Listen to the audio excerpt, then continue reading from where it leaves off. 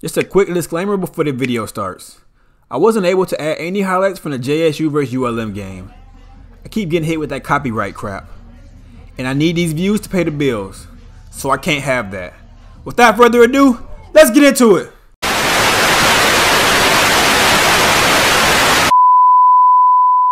What's good, YouTube?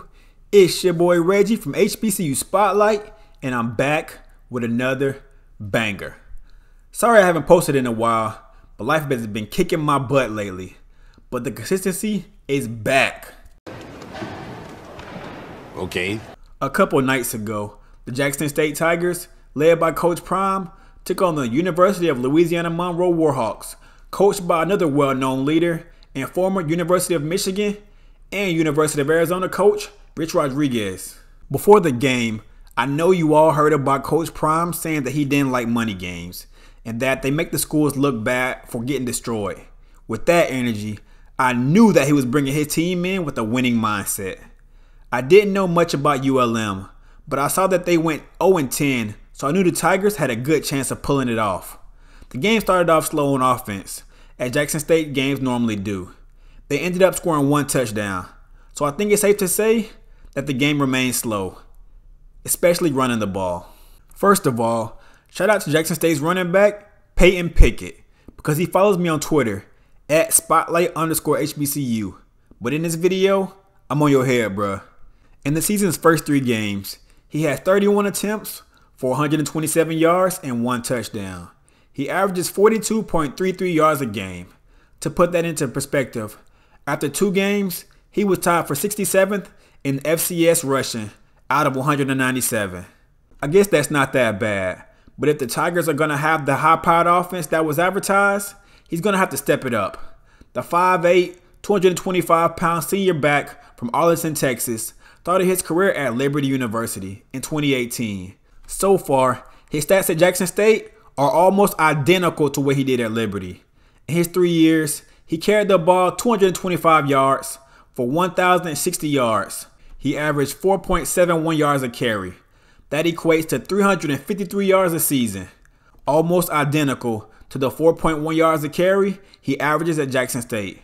Watching him run at times, I can't help but think of this guy, Trenton Richardson. He was a power back as well, but his vision rating was a 20 overall. Let's take a look from behind Richardson. I cannot see, I'm legally blind.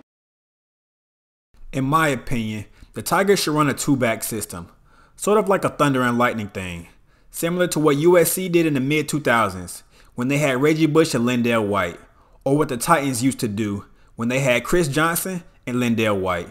That would open up the passing lanes more to one of the many Power 5 wide receivers that they have on the roster. Before y'all even ask, the starter in the spring, Tyson Alexander, is out for the rest of the season with an injury, or at least that's what I've been told.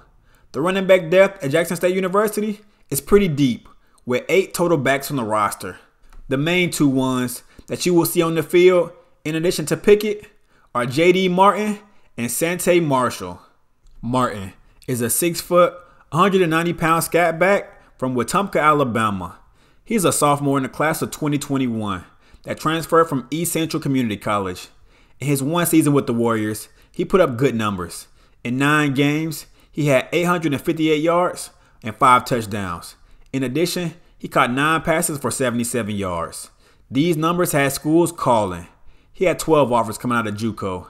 These schools were Alabama State, Nebraska, Illinois, Florida Atlantic, and Coastal Carolina, just to name a few.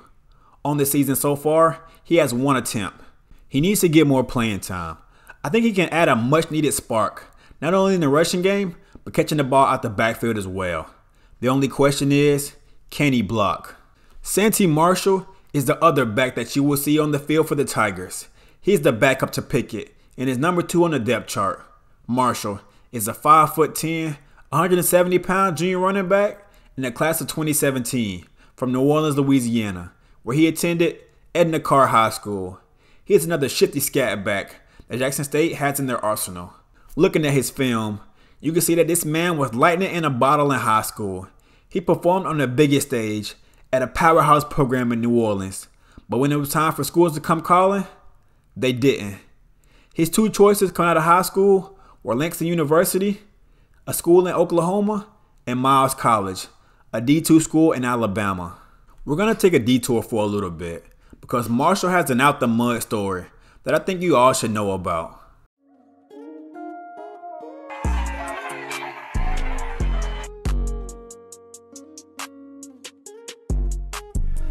My name is Santee Marshall. I'm from New Orleans, Louisiana, and I play running back. Why I was willing to be a cameraman. That's because when I first came here, I was supposed to be on the team, but they had a coaching change when the coronavirus came, so I had to try out for the team, the coach said, so I didn't make the tryout, so I had to find a way to get on the team. Actually, I didn't even tell my people that I had to try out because I was confident that I was going to make it, so I didn't make the tryout, so I had to find a way to get on the team. I went to talk to Coach O, and I had to find any way possible to get on the team. So he told me try to get on the staff and get close with the coaches so they could get to know me, and hopefully you get on the team. I could try to work something out for you.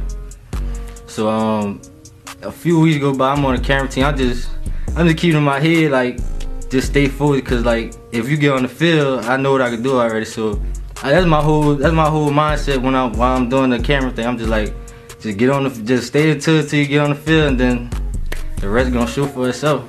So that was my whole motivation, to just stand consistent with the camera team and just doing what I gotta do, play my part. It was actually shocking, but about being ready for the moment, you just gotta have faith and keep on putting in the work, keep on putting the time, and just believe in yourself and trust yourself and believe in God, and just have faith in yourself. My exact thought, I seen a dude, he's just out there on the island, so I knew I could make a move on him and I'd be gone. But after that, I ain't see nobody else, and I don't know, I ain't feel like that in a long time. Like, well, I ain't got nobody else around here, so I'm just trying to make it to the end zone, just go. And it was like a slow-mo, like after I broke him off, it was just a slow-mo moment after that. I'm like, I don't see nobody else, so I'm just running, I ain't hit nothing else. Just trying to get to the end zone for real. Man, that was a great feeling, man. That was a top moment in my life. That was a good feeling right there. Just everybody, my teammates, all my brothers, Coach Brown, that was a good feeling. Then I just came out the first game. It just felt good. Yeah, I feel like it prepared me what we're doing right now. I feel like it's still preparing me to do better. I just want to keep getting better at what I could do. Just keep trying to help the team out any way possible. It's your boy Santee Marshall, aka Tito, aka the cameraman. You can catch us in Miami, we coming.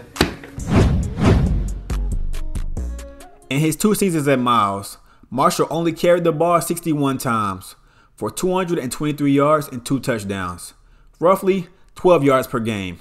He felt he could achieve more, but the opportunities just weren't there. Marshall's high school friends encouraged him to transfer. Among those were Jackson State wide receiver Warren Newman. I kept calling him every day, Newman said. I was like, bro, did you sign up for school? Did you apply to school? Some days he'd procrastinate, but he finally did it. He got accepted and stuff. Once he did that, I felt like he was getting more and more serious. Between the 2018 and 2019 seasons, Marshall transferred to Jackson State with the intent to walk on. Newman had shared Marshall's film with Jackson State's offensive coaching staff, and they liked it. Especially former offensive coordinator Rob Dickerson Jr. Marshall was poised to walk on, but had to sit out the 2019 season due to NCAA transfer rules. So he had to wait until 2020. But that fall season never happened because of the COVID-19 pandemic. And before long, former coach John Hendrick and his staff, including Dickerson, were dismissed. In came Sanders and his coaching staff. And there went Marshall's Jackson State connections. So we had to find another way in. Sanders and his staff held open tryouts upon arrival at Jackson State. Marshall missed the cut. He says he didn't know what went wrong in tryout. He felt he performed well, but apparently his performance wasn't enough to impress the coaches. Undeterred, Marshall looked for another way onto the team. He met with the director of player personnel, Otis Ridley, who was one of the 2 holdovers from the previous staff. Ridley told him he can get a job on the staff and try to get closer to the coaches that way. That then led Marshall and Newman to Amin Lott, Jackson State's director of video services. Newman texted Lott first, then Marshall reached out through Instagram. Marshall told Lott he was a football player first, but wanted a job on the staff to try to get closer to the coaches. Lott brought him on as a camera operator, tasked with filming practices. Marshall had his foot in the door. Whether he'd ever operated a camera wasn't important. I took pride in it, Marshall said. I take pride in everything. I took pride in filming. They had a few people in there trying to clue me in. You've got to hold it this way. Hold it this way. But it was a good experience. Marshall said he took a weird enjoyment in his job as a cameraman. For the first time since 2018, Marshall was around football. He'd been working out and trying to stay in shape the whole time. But now, he was back on the field where he belonged. Or at least next to it. Marshall always had Newman on his side. And he had a relationship with Ridley. Now, he had Lott too. Lott did what he could to get Marshall's film in front of running backs coach Gary Harrell. Marshall too was relentless in his own right. So I got on the running backs coach and Coach Otis to start talking, Marshall said. Then I kept going back and asking, can I practice? Can I practice? Eventually, Ridley relented. Marshall found his way into the practice squad by mid-March. He traded in his camera for a job as the scout team running back. And on his first day, Marshall broke free for a touchdown. This kid, from day one, when he got on the field, was going 100 miles an hour. And he hit with such tenacity. He got my attention, Sanders said. Then I started requesting, hey man, you hit some reps with the offense. Okay, now we're taking him off scout team. As soon as he gets his reps with the first team, now he goes back and assumes his scout team responsibilities. He never wavered. Marshall said Sanders gave him the nickname 38 Magnum, both from the number Marshall wears and from the speed at which he hits the hole with the ball in his hands. Marshall, who has 2 years left of eligibility remaining, can't remember if he spent 2 or 3 weeks with the scout team, but he remembers the day he felt when things start to build towards a change. Coach Sanders stopped me one day after practice and said, I'm trying to get you out there. You've got to block, Marshall said. I figured my time was coming. Marshall's moment came on April 3rd against Southern University. He didn't play, but he did dress out. Just running out of the tunnel and hearing the roar of the crowd was enough for Marshall. But that was just a preview. 1 minute into the second quarter of the Alabama A&M game, Marshall found his rhythm. Sanders hoping his team can respond here on their opening drive. And once again, Davis, one of those seniors on defense here on the carry once more. Marshall able to spin off. Set him up for taking a deep shot. The handoff, and here he is in the open. That's Marshall down the sideline. He's saying almost to the end zone. They say yes, he's in. 54 yards to the house for Santee Marshall. He carried the ball 5 times for 27 yards and 2 first downs. He'd also caught a pass for 2 yards. Jackson State lined up on the 1st and 10 on its own 46. The call was an outside zone read. Marshall glanced outside and saw a cornerback on the edge had contained all by himself. Marshall said he knew if he put one move on the cornerback, he'd fall for it, and Marshall would have nothing but green grass in front of him. After that, I saw nobody else, Marshall said. My eyes got big. Teammates and coaches mobbed him on the sideline, Sanders among them, but no one more amped than Newman. I had ran a bubble screen on the backside of the play, Newman said, when I heard the crowd screaming. I saw him flying down the sideline. It looked just like high school days. It was a good moment, knowing all he had to go through and the work to get there. I was just happy. I was excited. I was slapping his helmet so hard, I told him he probably thought it was other people. I slapped him about 3 times. He realized. He was like, I wonder why my head was hurting. That was all me. Marshall says he didn't feel his performance was a surprise. Rather, he feels like he should have broke out for 1 or 2 more big runs. Even though it turned out to be Jackson State's last game of the spring season, after the season finale was canceled because of COVID-19 within the Tigers program. He has plenty of time for that. In so many ways, Marshall's story runs parallel to Rudy Rudiger, the famous Notre Dame walk-on and inspiration for the movie Rudy. But the difference is, Rudiger's story ended up with his breakout moment, while Marshall's story was only the beginning. He's the team favorite right now. You know why? Because it's like a Rocky type thing, Sanders said. A kid that got an opportunity. But they know why he got an opportunity. they cannot argue that he worked his butt off every darn day on that scout team, not manipulating. But he worked his way to walking on. From holding the darn camera, like the media, I mean, he did it. He did it. And he's very successful. Now, how do you maintain that? I honestly didn't know any of this before making the video. Marshall's journey could be turned into a movie if he could somehow find a way to make an impact for the Tigers and make it to the next level. Either way, it proves that hard work pays off when you attack it relentlessly. My take from all this is JSU has some studs in the backfield. They just need to up their carries. This in turn will take some burden off of Shedeur. As you can see by watching this video, they have some home run hitters who only need a sliver of daylight and they are gone. Thanks for watching the video. If you made it to the end, type in "run the ball" in the comment section. Based off these running backs, or just your football knowledge, what do you think Jackson State should do to spark their offense? Swag play is right around the corner, so they are going to have to figure it out, and fast. If you enjoyed the video, please be sure to like, subscribe, and leave a comment.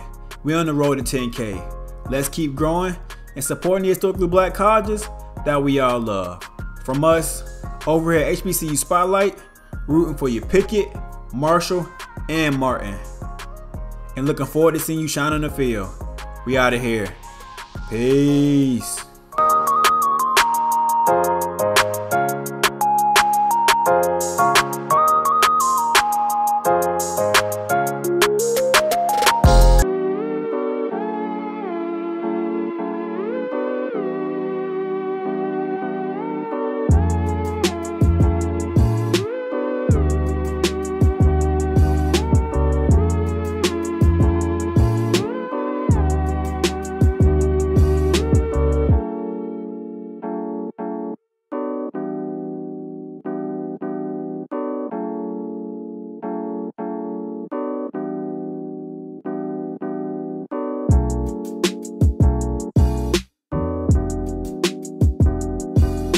When you go, so you can pay it where you shop. MLGW, serving you is what we do.